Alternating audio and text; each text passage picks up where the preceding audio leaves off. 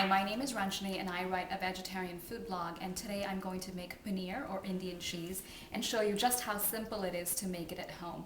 You can always buy paneer in the regular Indian grocery store if you want to, but a lot of times you'll find North American paneer to be extremely hard and very tough. So this is a very good alternative, just making it at home, and it's very, very simple. So what you need to do is take a big pan like this, preferably something that's non-stick, because we are going to boil milk. And then I'm using just some organic whole milk. You can also use some 2% milk if you want to.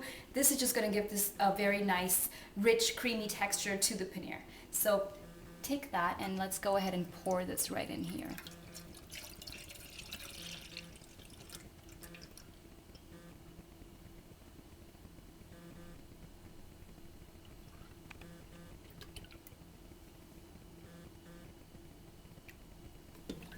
And what you want to do is let the milk come to a boil. You want to maybe stir it periodically, just so that it doesn't stick to the bottom every now and then. But let it come to a boil. It's going to take about good 20-25 minutes or so. Keep an eye on it. You don't want it to boil over. And then when it does start to boil over, we're going to add a little bit of vinegar to it, just to separate all the milk with the curds and the whey water, and drain it out, using a colander that I'm going to go ahead and line with some cheesecloth. So let's get started. Let's make the paneer.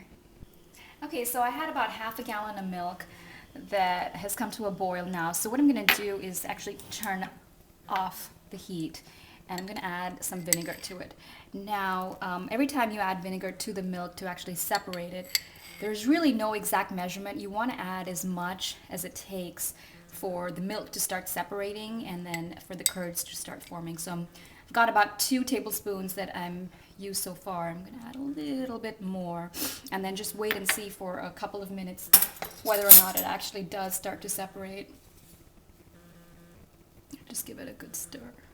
Now, if you don't want to use vinegar, you can also use just some lemon juice, but what I'm using today is just plain distilled white vinegar. And just give it a good stir and see if it starts to separate. Okay, so I did end up adding 1 more tablespoon of vinegar. So that means in order to make paneer with half a gallon's worth of milk, you end up using 3 tablespoons of vinegar.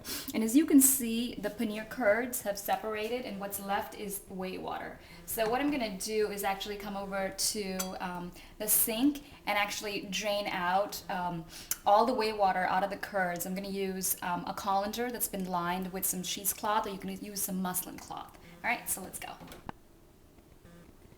So now I'm going to go ahead and pour this into the colander. And if you want to, you could always retain the whey water, use it to maybe knead some paranthas. It makes some very soft dough, but I'm just going to drain it out today. And you want to drain it out. And today I'm actually going to go ahead and add some green chilies, some cilantro, some cumin powder, and a little bit of chaat masala, just to spice up the paneer, just to add a little bit more masalas to it. But you could always just use this and just make plain paneer out of it. I just feel like it's got a little bit more flavor if we do spice it up.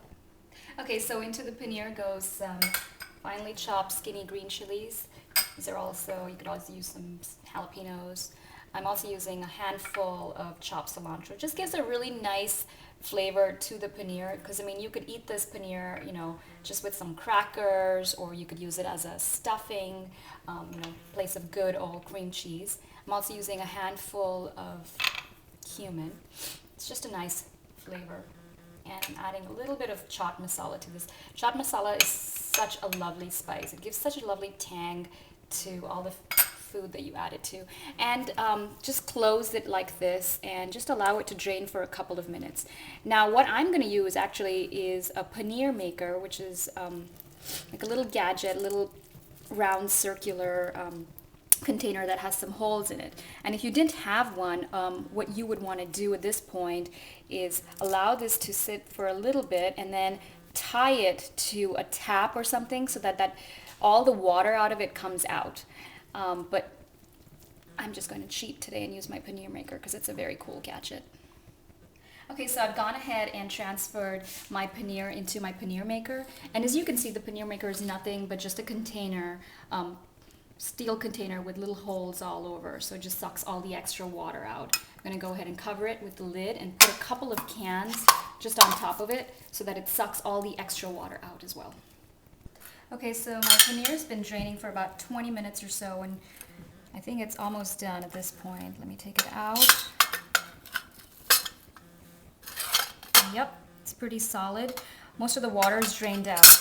Now, you can use this paneer as it is, or if you want it a little bit on the harder side, just stick it in the fridge, allow it to firm up a little bit more, and then you can chunk it up and throw it into any curry that you want to. You could also crumble it up and make a quick bhurji, kind of similar to the egg bhurji that I had on my blog, but instead of using eggs, you could just use paneer scrambles, similar to soft tofu scrambles. But today, I'm going to use this and make a quick stuffed aloo tikki snack. But if you want to know more about that, you're going to have to stay tuned and keep watching.